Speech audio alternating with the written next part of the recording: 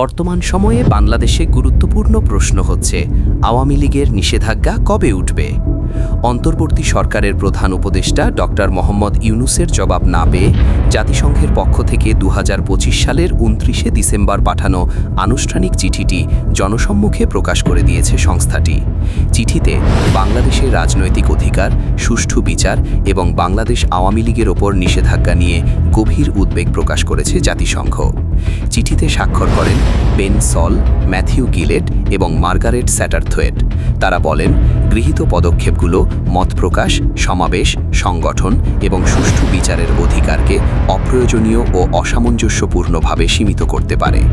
২০২৫ সালের মে মাসে আইনি সংশোধনের পর বাংলাদেশ আওয়ামী লীগের সব ধরনের কার্যক্রম নিষিদ্ধ করা হয়।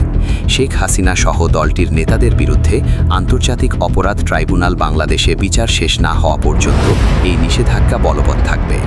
নিষেধাজ্ঞার আওতায় রাজনৈতিক কর্মসূচি, সভা সমাবেশ, প্রকাশনা, গণমাধ্যমে প্রচার এবং নির্বাচনে অংশগ্রহণও অন্তর্ভুক্ত রয়েছে। নির্বাচন কমিশন দলটির নিবন্ধনও বাতিল করেছে বলে চিঠিতে উল্লেখ করা হয়। জাতিসংঘ বিশেষজ্ঞরা বলেন, একটি রাজনৈতিক দলকে নিষিদ্ধ করা অত্যন্ত গুরুত্বপূর্ণ পদক্ষেপ এবং তা কেবল ব্যতিক্রমী পরিস্থিতিতেই নেওয়া উচিত। চিঠিতে আরও বলা হয়, আওয়ামী লীগের বক্তব্য প্রচার, বিশেষ করে শেখ হাসিনা এর বক্তব্য প্রচারে বাধা দেওয়া হয়েছে বলে অভিযোগ রয়েছে। সংশোধিত সন্ত্রাসবিরোধী আইনে সংশ্লিষ্ট ব্যক্তি বা প্রতিষ্ঠানের যে কোনো প্রচার নিষিদ্ধ করা হয়েছে। বিশেষজ্ঞদের মতে, এমন সামগ্রিক নিষেধাজ্ঞা রাজনৈতিক বিতর্ককে দমন করতে পারে এবং গণতান্ত্রিক পরিবেশকে ক্ষতিগ্রস্ত করতে পারে। আওয়ামী লীগের সঙ্গে সম্পৃক্ত সন্দেহে গণগ্রেপ্তার, সাংবাদিক ও আইনজীবীদের আটক, হেফাজতে মৃত্যুর অভিযোগ এবং নির্যাতনের চিহ্ন পাওয়ার বিষয়েও উদ্বেগ প্রকাশ করা হয়েছে। পাশাপাশি কিছু সহিংস ঘটনার ক্ষেত্রে দায়মুক্তির অভিযোগও উল্লেখ করা হয়। বিশেষজ্ঞরা বলেন, এমন দায়মুক্তি আন্তর্জাতিক আইনের সঙ্গে সামঞ্জস্যপূর্ণ নয়। শেখ হাসিনা এর বিচার নিয়েও উদ্বেগ জানানো হয়। চিঠিতে বলা হয়, নিজের পছন্দের আইনজীবী না পাওয়া, পর্যাপ্ত সময় না পাওয়া এবং বিচার প্রক্রিয়ার রাজনৈতিক প্রভাব এসব বিষয় সুষ্ঠু বিচার নিশ্চিত করার ক্ষেত্রে প্রশ্ন তৈরি করছে। জাতিসংঘ বাংলাদেশ সরকারকে 10টি গুরুত্বপূর্ণ প্রশ্ন করেছে।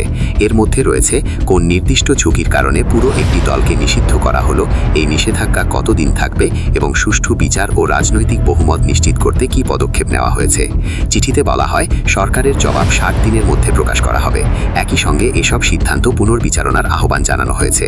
বিশেষজ্ঞরা উল্লেখ করেন, গুরুতর অপরাধের অভিযোগ থাকলে তা অবশ্যই স্বাধীন ও নিরপেক্ষ আদালতে সুষ্ঠু বিচারের মাধ্যমে নিষ্পত্তি হওয়া উচিত। তবে পুরো একটি রাজনৈতিক দলকে লক্ষ্য করে পদক্ষেপ নিলে তা গণতন্ত্র ও আইনের শাসনের ওপর প্রভাব ফেলতে পারে।